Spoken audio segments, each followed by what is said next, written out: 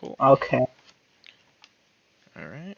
All right. Pretty much, I'm gonna skip through a bunch of this. I'll actually, I'll copy the link here. Actually, I'll do it. This is a little presentation I put together a little while ago. I'll throw it in the text channel here for the thing. If you all want to access it, you should be able to. If you want to look along with me, otherwise I'll be streaming it here.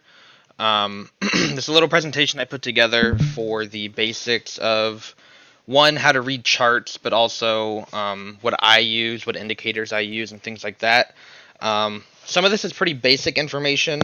I'm probably going to skip through the first few parts of it because it's pretty basic, and some of the other streams have gone over that. But I'll skip through some of this. This will be the first part we'll talk about. So a big thing, I'm going to pretty much go over swing trading because that's primarily what I do.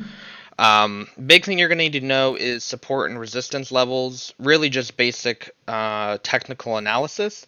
And if you go to the link that I sent for the presentation, I have a video here that goes way more in depth into all this. This is pretty just basic information that I threw together. So first thing you're going to want to know is support and resistance lines. I have a little example here on the side. Next indicator I use is the RSI indicator. Pretty much, it's pretty self-explanatory. You have your numbers here on the side. Above 70 is overbought. Under 30 is oversold. I'm just going to speed through some of this, but if you want to look more into this, there's a link. Another one is the MACD, just a moving average convergence. Here's an example of what it looks like. And then we're going to have volume. This is another big one you want to pay attention to. It's honestly, I don't know if any trading strategy that doesn't use volume. But this is pretty much just the amount of people trading a stock, amount of shares, whatever. This is normally what it looks like. There's a few different indicators. Some are on the side. They do a little bit different things. This is part 2 for it. And then from here on out, I'm going to have examples of some of these things. So I'm going to go. The most of what I'm going to be talking about is chart patterns. That's normally how I trade.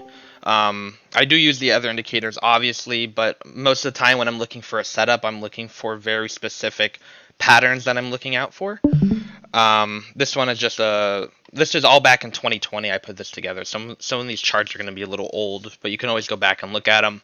This one is Beyond Meat. It's just showing volume. And then you can actually see that down here. The volume candles are much bigger. And then I have RSI and MACD.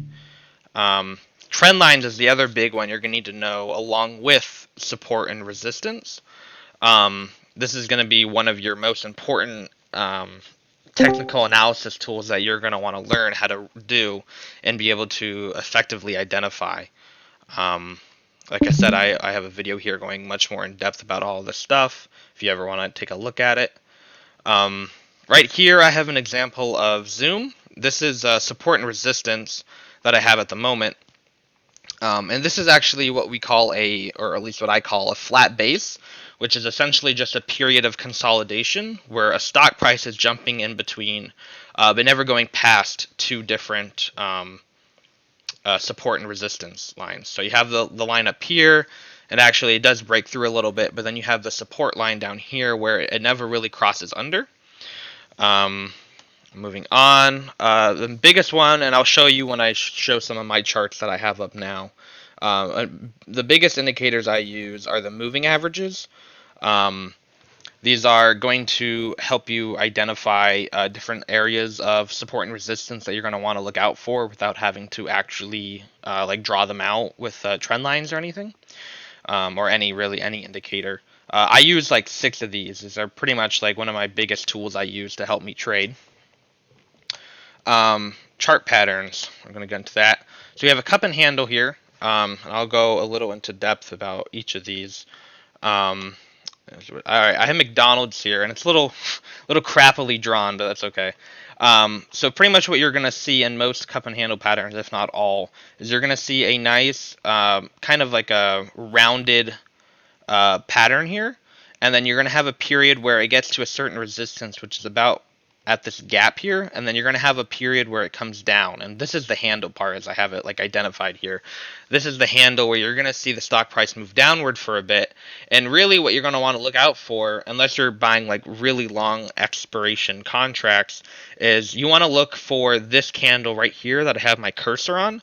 This is going to be your breakout candle, where it breaks above where the handle had started, which is around right here.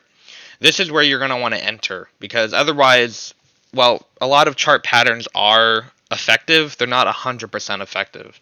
So what you have to worry about is if you try to buy down here and be ballsy, it's very likely that the handle could keep on forming, or even the pattern itself could negate. Meaning that it did form a cup and handle, but it doesn't always have to play out to the upside like it normally does. So you really always want to stress buying on the breakout candle.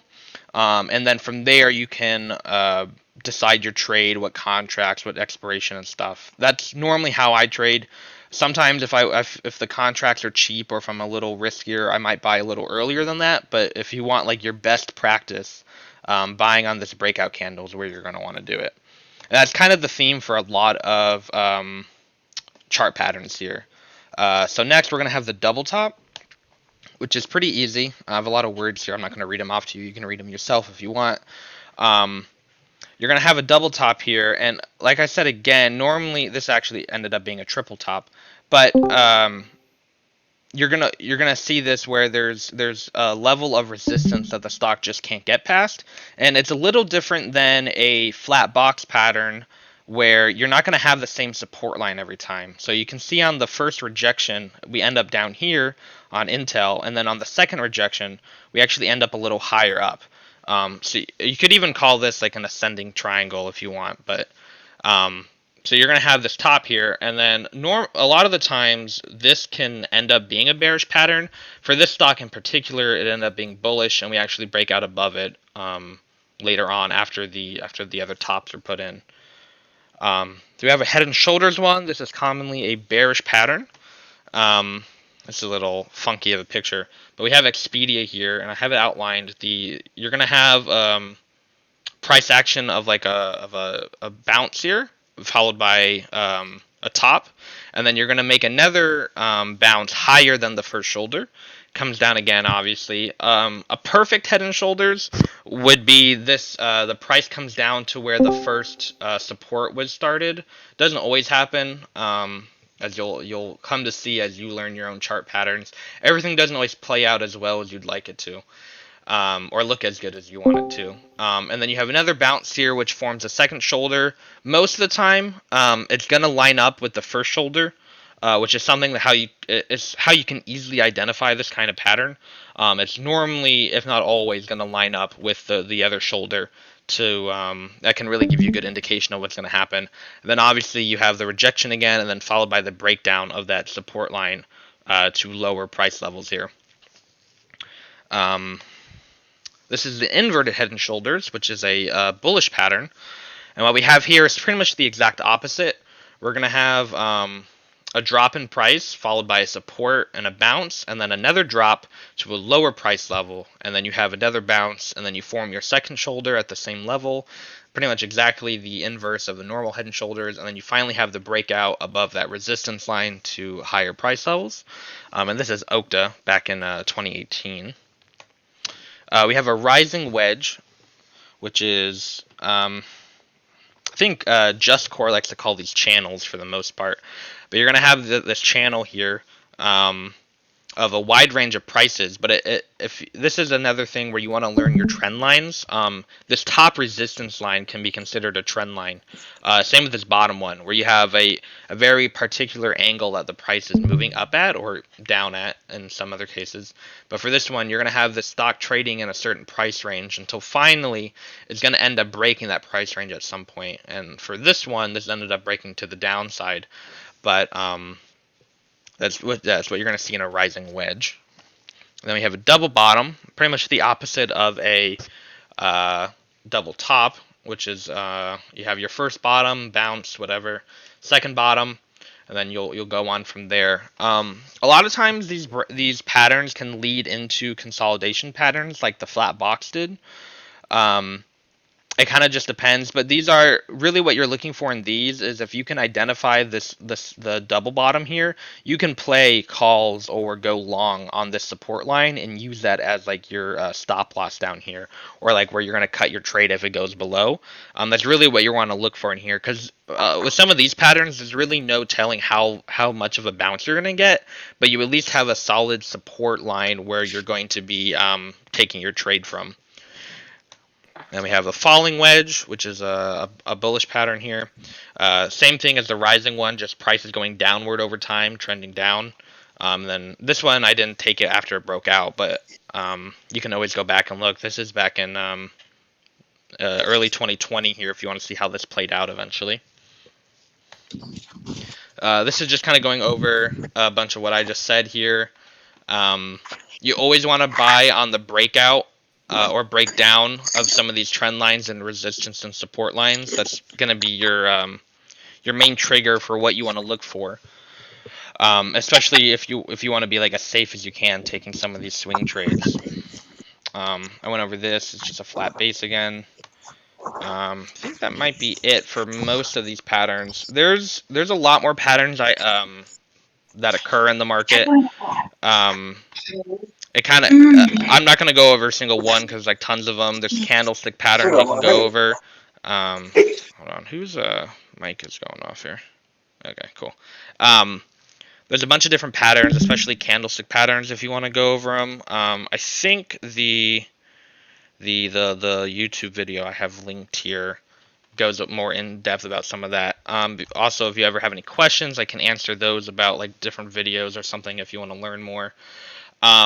But generally, for swing trading, what I look for, and I'm not going to go too in depth about contracts and things like that because that's kind of a whole nother topic. But generally, what I'm looking for is about a contract that's 5% away from the breakout point. Let me see. I don't have my trading view open. Give me 1 second here. I just want to say, if you add MACD below your chart, that would make it even better. MACD is too powerful. Yeah, I don't know if you were here earlier. I have MACD as one of the indicators I use up here. Like right here. Let me. Where's my trading view thing?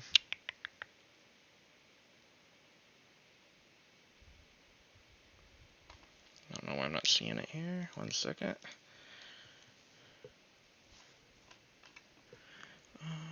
There it is. Okay.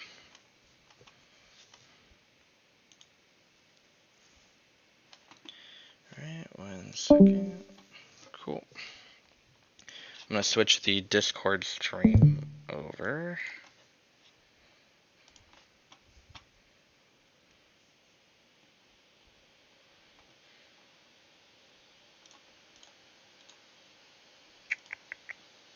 I can change it.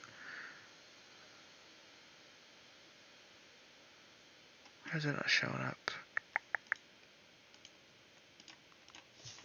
Okay, it's a little annoying. I'm trying to switch the Discord streaming over, but it won't change. Alright, I'm just gonna stream my screen here. If you guys know if you can see that. Are you guys seeing the stream, or is it still loading? Yeah, we can see it. Okay, cool. All right, I'm just gonna go over like my thought process. I just signaled this contract the other day, or actually yesterday, for FedEx. I'm just gonna delete some of these lines here so you can see. So what I'm really looking for is I had this trend line drawn as a downtrend line all the way back from 2021, and yesterday I was a little late on it, unfortunately, but I had noticed it broke out of this trend line. So I had marked down, I had drawn this just recently, this resistance line here, and if you even want, you could, I mean, this is just to show you guys, you can even make some support lines down here if you want. I'm not going to go too in depth into all that right now, but some of the indicators I've been using, like I said before, I'm not going to throw them all up because people think it looks bad, but I have some moving averages here. These are exponential moving averages that I use. I use 6 of them, or 7 of them technically with Bollinger Bands, but you can just kind of see how they show up. They provide kind of like a rolling support or resistance line, and by that I mean it moves over time.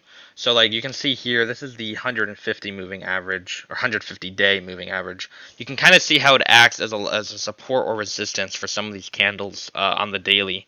And obviously, it's not like a very strict support and resistance where like you can see that it obviously breaks through at certain points, but it gives you a really good indication of like price targets that you're going to look for.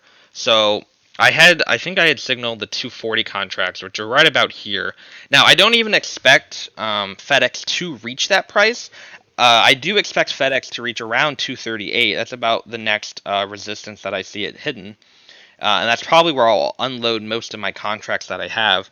But I'm measured out here from about the breakout point. 240 is right around about 5% from the breakout point here on the trend line. And what you're looking for is contracts that aren't so expensive where you're buying right at the money. And now if you have the capital to do that, that's great. A lot of people that are trading aren't either don't have enough capital to buy contracts that are so close to the actual stock price, or they're unwilling to put that much into a trade, which is fine.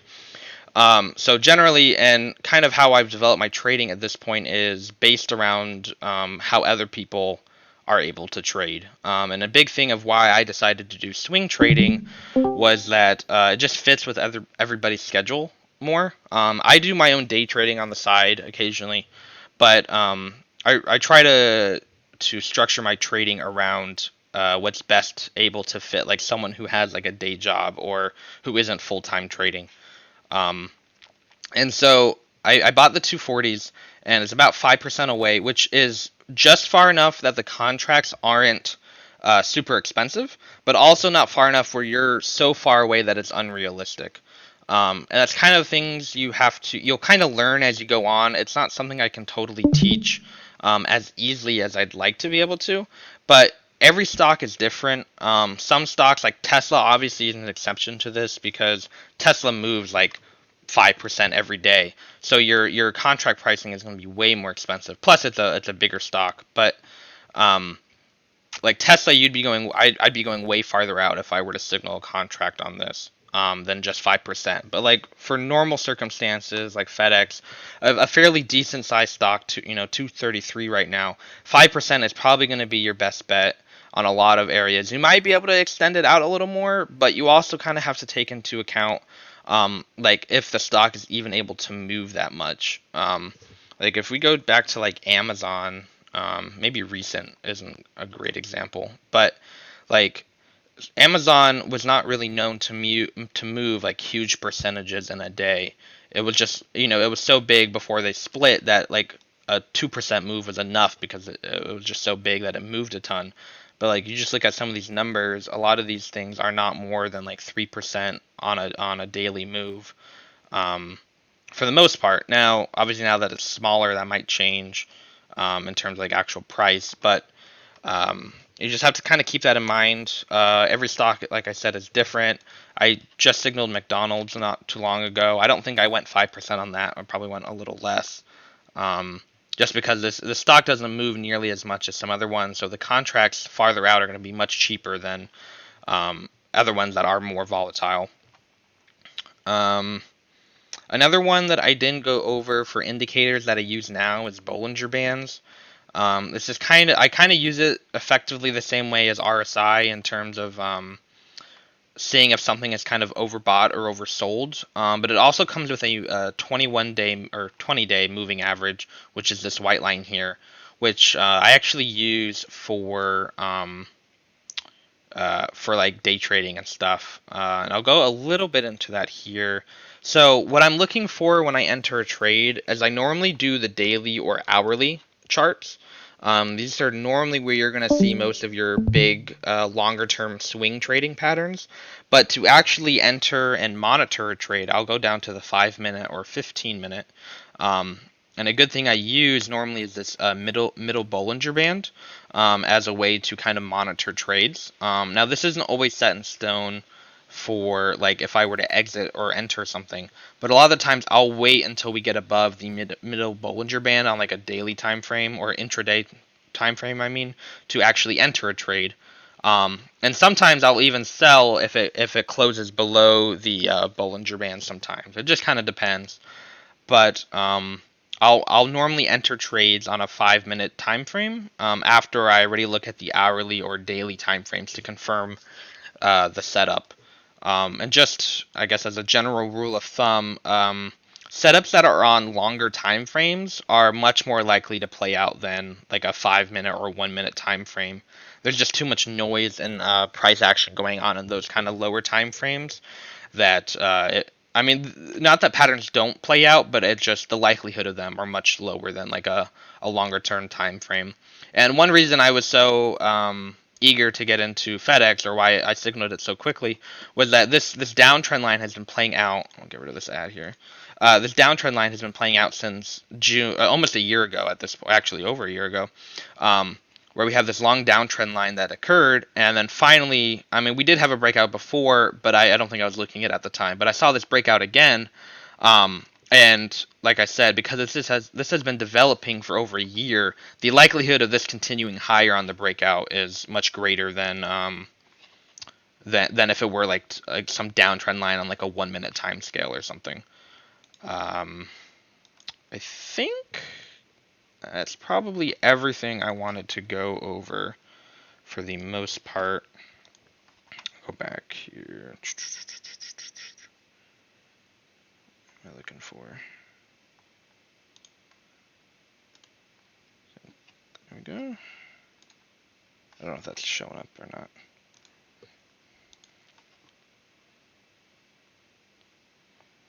Whatever, I guess we'll just stay on this. It doesn't matter. All right, yeah. Does anyone have any questions? Anything that wasn't clarified before?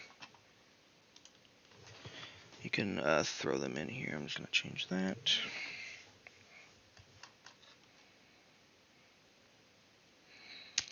Oh, we have a question. Do these patterns go for every time chart? So technically, yes.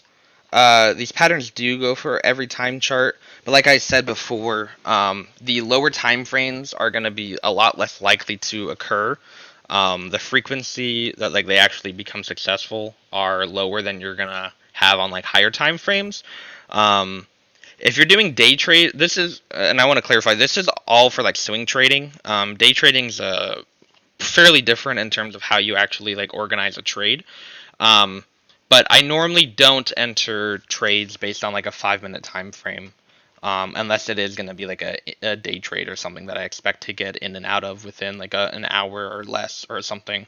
Then I might go for a 5 minute pattern. But for something like swing trading, where I'm planning to at least hold overnight, if not more than just overnight, I'm normally only looking for patterns that I see on the daily or hourly time frames.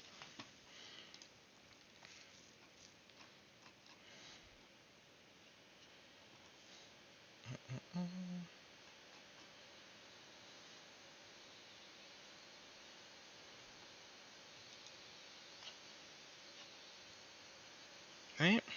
Any questions? You can put them in through the bot, or ask via voice, or this text chat for the Market Talk voice channel. You guys could send messages to the Peggy bot, and they're totally anonymous. We can't see your name, so if you guys are embarrassed or too shy to ask, you can do it through that way. Yep.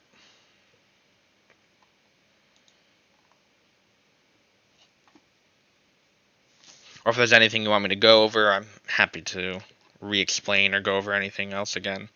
This is all pretty basic stuff. I didn't want to go super in depth for my first live stream anyway, just because I don't know where everyone's educational level is or how much they know about chart reading or not.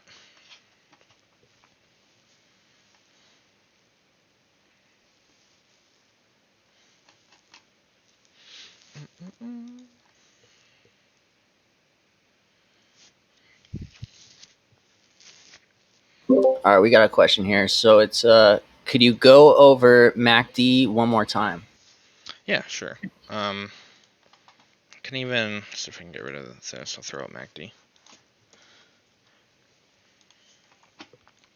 So this is what it's going to look like on TradingView, at least. The way you're going to kind of use this is a momentum indicator. At least that's how I'm going to use it. I use it for swing trading. Is you're looking for let's see if I can get like a nice view here. You're going to look for where the moving averages, I guess, to put it plainly, like converge and diverge. So what you're going to have here is you can kind of see where these red bars are going. This is considered like selling pressure. And this doesn't always happen, but it is a good way. A lot of these indicators you have to keep in mind are past indicators, meaning that they can't like determine any future price action. They're only showing what's happened in the past. And so what you have here is you have this kind of selling pressure here, which you can kind of see in the MACD. And then you have the lighter red bars mean that the selling pressure is lightening up, and you have a little bit of a bounce here on some of these. This is just the hourly time frame, but you have a bounce here on these candles, and then you have the selling pressure pick back up again, and then you fall again. Now, obviously, you can see that you're still falling overall, even though you have some periods of lightening up selling pressure. But then you can see here on this moving average on the blue and the orange. I'll zoom in here. You see on the moving averages here how the orange line is above the blue line. And what you're going to want to look for if you want to go long, or I guess if you're going short, you could take this too.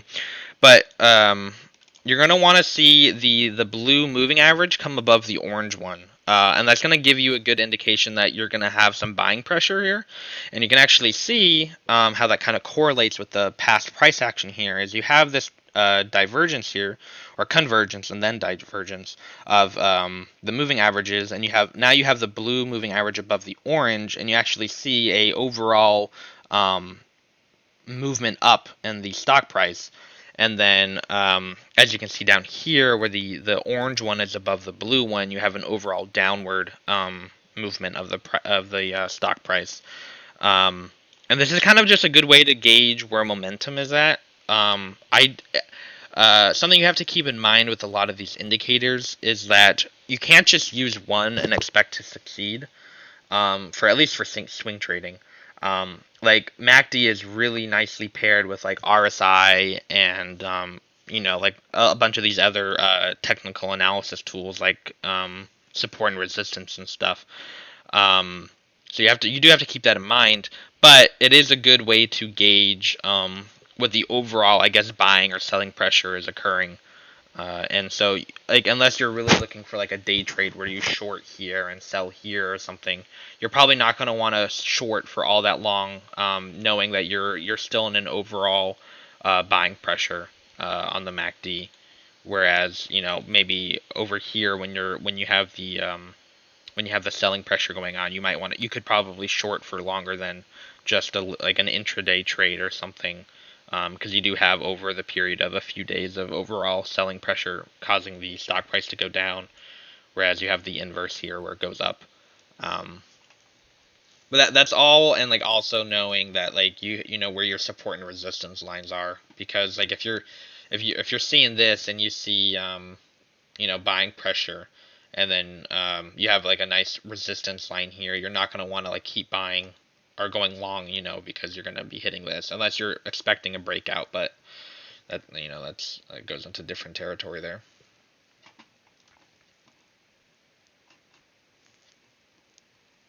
I hope that answered your question.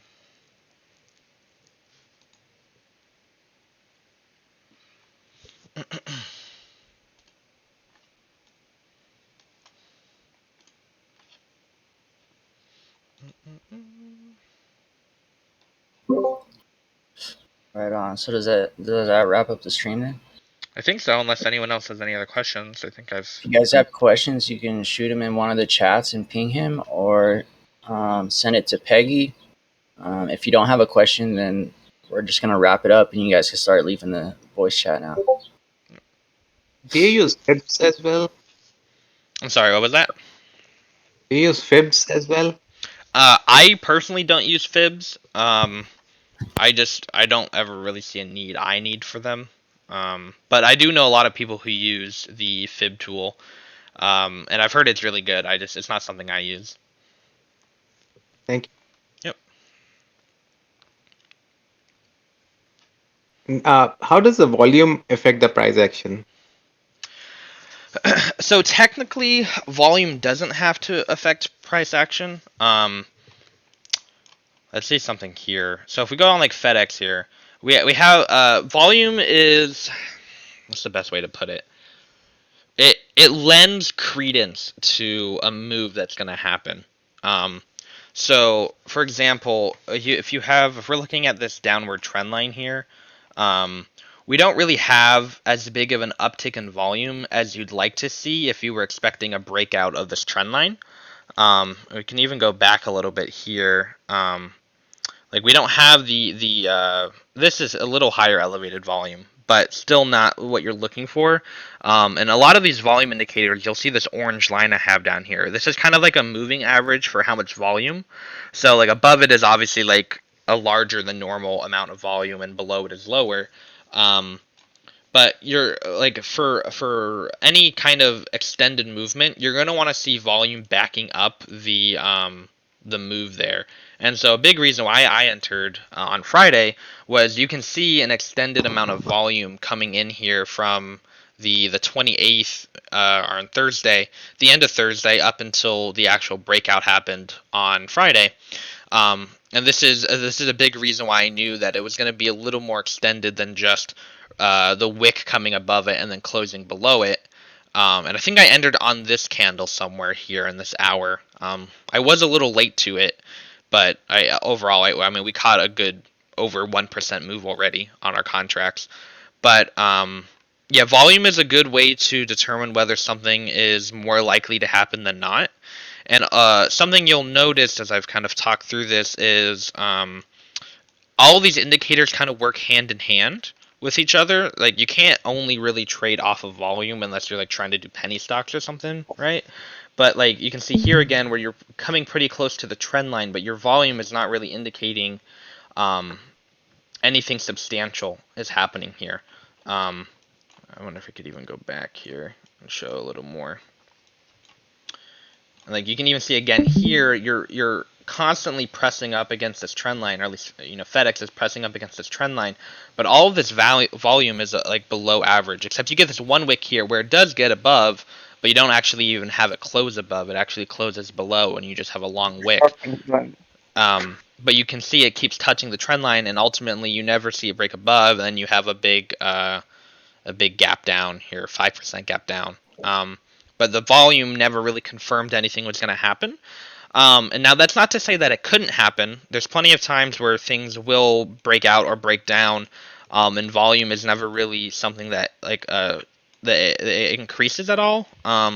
But that is it's more likely that you're going to see volume if a stock is moving above or below a certain resistance or support line to lend credence to that trade.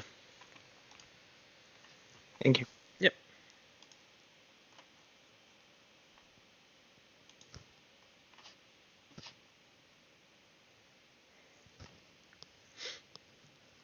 All right. If no one else has any questions, you're free to leave. I'm going to end the stream here. I'm always available. If you guys ever want to DM me or anything or ping me in the Discord, you're more than available or more than. Oh, sorry. What? Hold on, we got another question. They're Okay. typing to me currently. Give me a second and I'll ask it. Yeah, no problem.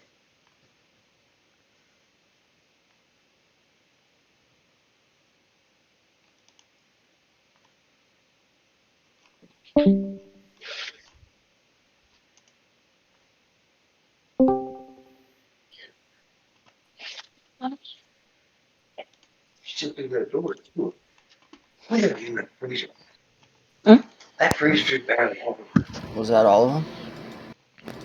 Odin said there was another one. Someone's typing to him. So they had said entry. He mentioned he used a 5-minute chart when the price is above the mid of the BB. I wasn't here for the whole thing. I'm assuming Bollinger Bands. Did Yeah. you cover those? Yeah. But the price on the daily or hourly, the price may not be above midline of Bollinger Bands. What is he referring to for entry 5 minutes? That's what was wrote to me. Okay. So I probably can. I think I know what they're asking. Let me take this off real quick. So what I'm looking for the Bollinger Band when I'm entering something is it doesn't have to be above the daily, because the daily Bollinger, well, I mean this one, ironically this one is, but the Bollinger Band, if it's below, or if the stock is below the middle Bollinger Band on the daily chart, that's just another resistance that I'm looking out for. When I'm talking about entering a trade on the 5-minute chart, what I'm looking for is like a good entry on the intraday time scale, because like, I mean, if I was just thinking like, oh, like I see the breakout, I'll enter whenever. There's a very good possibility that I won't be getting like one of the better entries that I could be getting, and really all that is just trying to optimize the price that I get on the contract. So let's see if I could find an example here. So what you're saying is you're looking for the daily Bollinger Band, but you're entering on the 5 so you can get a better price, correct? Is that Right. basically Right, yeah. okay? Okay, I think that should probably cover it for him. Okay, cool.